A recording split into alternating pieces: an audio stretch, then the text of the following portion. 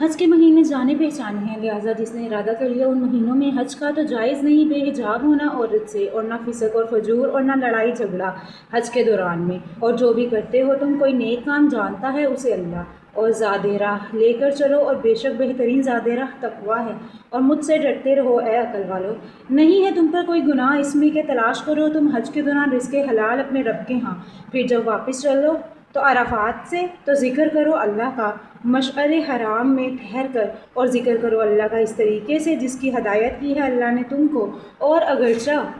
تم تھے پہلے گمراہوں میں سے۔ علاوہ ازیں اے قریش تم بھی واپس چلو جہاں سے روانہ ہوئے تھے سب لوگ، اور معافی مانگو اللہ سے، بے شک اللہ معاف فرمانے والا ہر حالت میں رحم کرنے والا ہے۔ پھر جب ادا کر چکو تم مناسک حج تو ذکر کرو اللہ کا جیسے ذکر کیا کرتے تھے تم اپنے آباء و اجداد کا، بلکہ اس سے بڑھ کر۔ سو کچھ لوگ تو ایسے ہیں جو کہتے ہیں اے ہمارے رب دے دے ہمیں دنیا میں ہی سب کچھ، اور نہیں ایسے شخص کے لیے آخرت میں کوئی حصہ۔